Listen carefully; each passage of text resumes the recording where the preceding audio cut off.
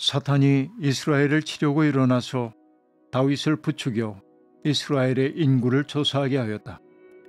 그래서 다윗은 요압과 군사령관들에게 지시하였다. 어서 브엘세바에서부터 단에 이르기까지 이스라엘의 인구를 조사하여 그들의 수를 나에게 알려주시오. 역대지상 21장 1절과 2절 말씀. 인생을 살다 보면 우리가 깨닫게 되는 진실 하나가 있습니다. 그것은 복은 언제나 화와 더불어 온다는 사실입니다. 혹은 화 속에 복이 묻어온다고도 말할 수 있겠습니다. 이것이 엄중한 인생의 진실이기도 합니다.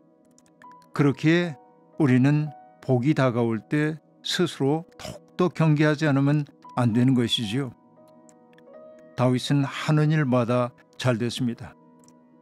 그래서일까요? 다윗은 방심했습니다. 방심은 자기를 과대평가하도록 만들게 마련입니다. 그 때문에 옛사람들은 공을 이룬 후에는 거기 머물지 말라고 말했던 것이겠지요. 죽음을 기억하라 라는 말을 부활을 시켜 들으려고 했던 어느 왕의 마음도 똑같은 것이었을 겁니다. 자칫 잘못하면 넘어지기 쉬운 것이 인간의 한계라고 말할 수 있겠습니다. 다윗의 흑역사는 과감하게 생략한 역대기 기자이지만 다윗이 부하들에게 인구조사를 명한 어찌 보면 부끄러운 사건은 그대로 보도하고 있습니다. 입장이 바뀐 것일까요? 아마 그렇지는 않은 것 같습니다. 이 사건에 이어서 결국 어떤 이야기로 연결되냐면 성전을 지을 수 있는 터를 찾는 이야기와 연결하기 위해 부득이 이 이야기를 생략할 수는 없었던 것으로 보입니다. 인구조사에 대한 이야기는 사무엘하 24장에 등장하고 있는데 사건은 동일하지만은 이야기를 전하는 방식은 조금씩 변형되고 있음을 우리가 알아차릴 수 있습니다. 사무엘기는 인구조사의 동기를 이렇게 밝힙니다. 주님께서 다시 이스라엘에게 진노하셔서 백성을 치시려고 다윗을 부추기셨다라고 말합니다. 다윗을 부추긴 분은 하나님이시고 하나님이 다윗을 부추긴 까닭은 이스라엘에게 진노하셨기 때문이라고 말하고 있습니다. 그런데 역대기서는 바로 이 대목에 변형을 가하고 있습니다. 사탄이 이스라엘을 치려고 일어나서 다윗을 부추겼다고 말한 것이지요. 이런 변형을 만들어낸 까닭은 어디에 있을까요? 다윗을 부추긴 분이 하나님이라면 인구조사 때문에 백성들에게 엄한 벌을 내리신다는 것을 납득하기 어렵기 때문에 이렇게 변형을 가한 것이 아닐까 생각해 보게 됩니다. 왕은 스스로의 업적과 성취에 지금 상당히 고무되어 있는 상태입니다. 그러나 권력의 바깥에서 왕을 바라보고 있는 요압은 인구를 조사라고 하는 지시 속에 담겨있는 위험을 재빨리 감지하고는 왕에게 진언을 바쳤습니다. 인구 조사하는 것을 하나님이 기뻐하시지 않을 거라고 이야기합니다. 왜 그럴까요? 여기에는 두 가지의 이유가 있을 것입니다.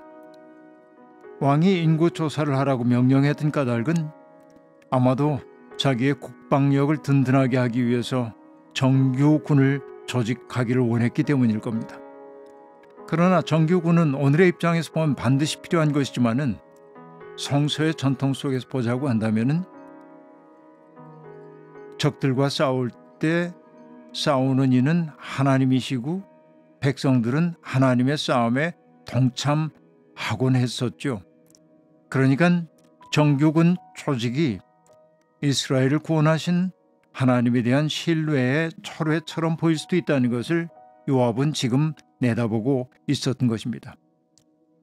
그리고 다윗 왕이 인구 조사를 통해 알고 싶었던 것은 자기의 나라에 대한 소상한 이해, 자기가 그 나라 전체를 파악하고 싶은 욕망이 다윗에게 있었습니다.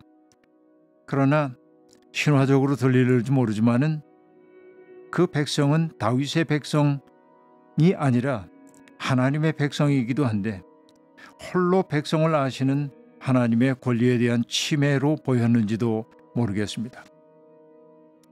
여하튼 왕이 고집을 부리자 요압은 어쩔 수 없이 인구 조사를 하기 위해 이곳저곳을 다닙니다.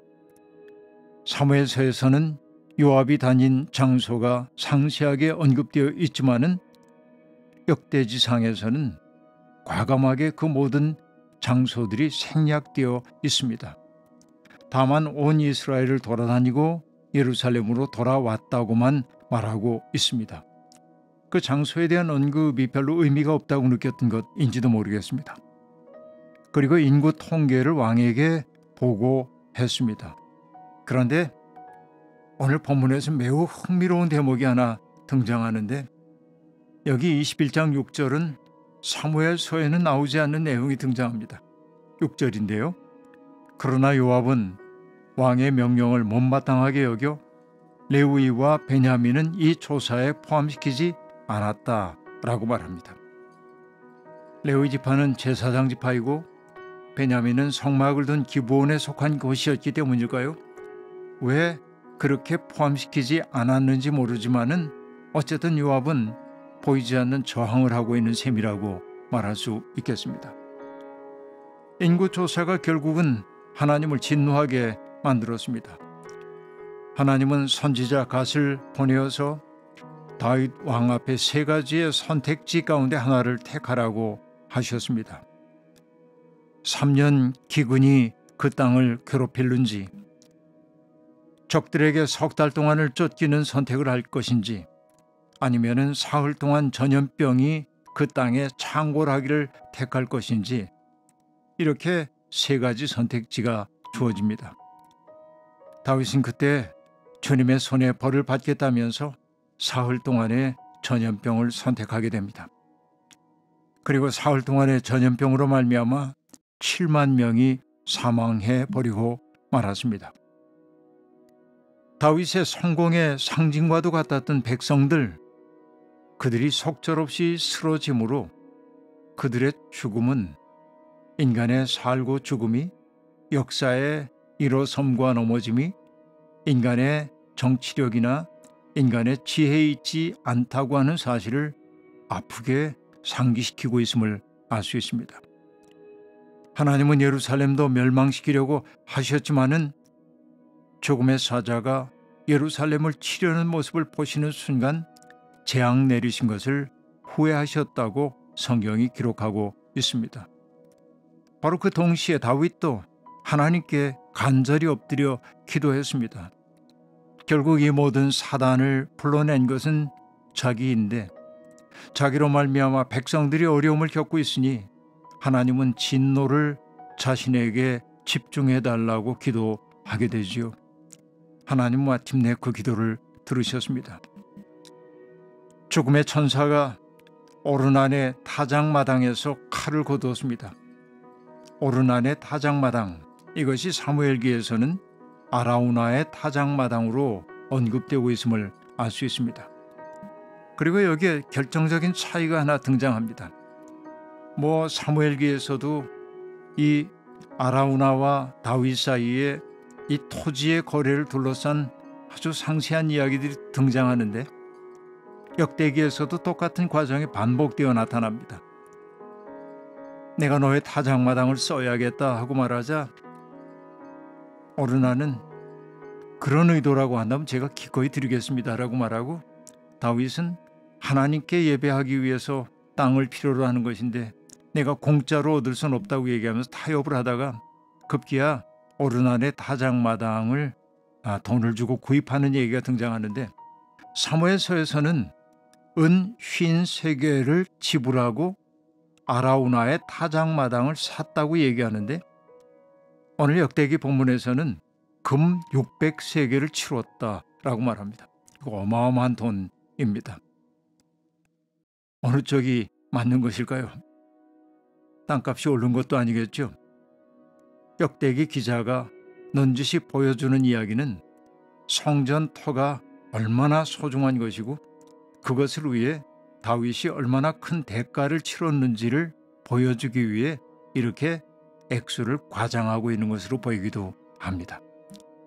마침내 다윗은 그 오르난의 타작마당에 제단을 세우고 하나님 앞에 번제를 바쳤고 하나님은 그 번제를 기쁨으로 연락하심으로 다윗을 용서하셨습니다. 마침내 기브온의 산당을 대체하는 장소로서 예루살렘 미구의 성전이 들어서게 될 그 땅이 마련되었습니다.